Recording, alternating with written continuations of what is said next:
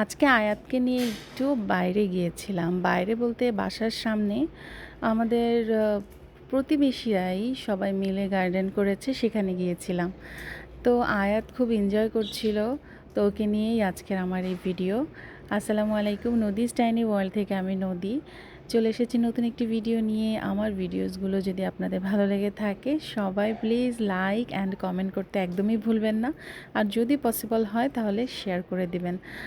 তো আমরা চলে গিয়েছি এই যে সেই বাগানে যাওয়ার পর এখানে ছোট ছোট গাছ দেখতে পাচ্ছি, যেমন লাল শাক, দেন হচ্ছে পুঁই শাক, এগুলা লাগিয়েছে, বাদাম গাছ। তো খুবই ছোট ছিল, এখনও ওগুলা বড় হয়নি, তো সেভাবে আমরা খুব কেয়ারফুলি হাঁটছিলাম। তো আয়াত লাউগুলো দেখে বলছিল যে খুবই স্মল লাউ, মানে ওর মতো, বলি কি আমার মতোই খুব ছোট ছোট লাউ হয়েছে।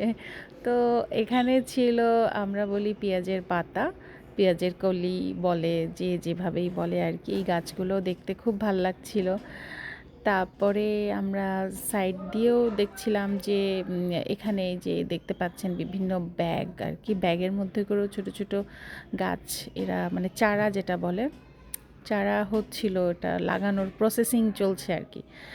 তো আয়াত খুব বায়না করছিল, ও হচ্ছে পানি দেখেই ও পানিতে দেখো নামবে। সাপ যেন ওর না মমসকে কামড়ায়। বলছিল যে আমি একটু পা ভেজাবো। তো আসলে এই সমস্ত ডোবাতে দেখা যায় যে ভয় লাগে, সাপ টাপ থাকতে পারে, তো আমরা আসলে রাজি হচ্ছিলাম না, বাট তার পানি ধরতেই হবে। খুব ইয়ে করছিল, বায়না করছিল। তো একটুখানি নিচে নামানোর পরে পরে বললাম যে না বাবা, ওখানে হয়তো সাপ থাকতে পারে, পোকা থাকতে পারে। তো সেভাবে ওকে বলে টলে উপরে উঠালাম। আসো, উঠানোর পরে সে খুব এক্সাইটেড ছোট কি ছোট দেখেছো গাছ তুমি? দেখে। তার যে কত কথা, কত বায়না, এটা সেটা। পারায় না।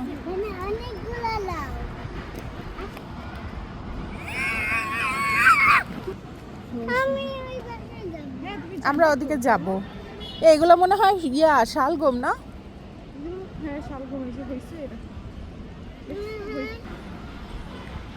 কোথায় যাচ্ছ আয়াত?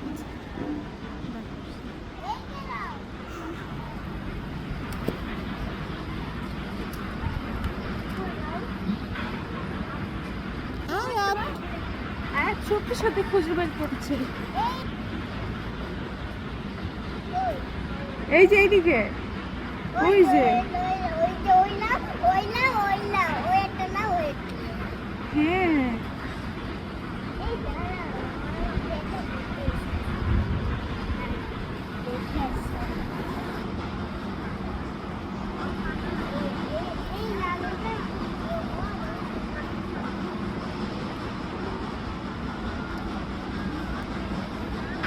তার অনেক গবেষণা লাউ নিয়ে। তো আমরা যখন ভাই বোন সব কাজিনসরা একসাথে হই আসলে খুবই মজা হয় আর কি। আর অপেক্ষায় থাকি কবে আবার একসাথে হব।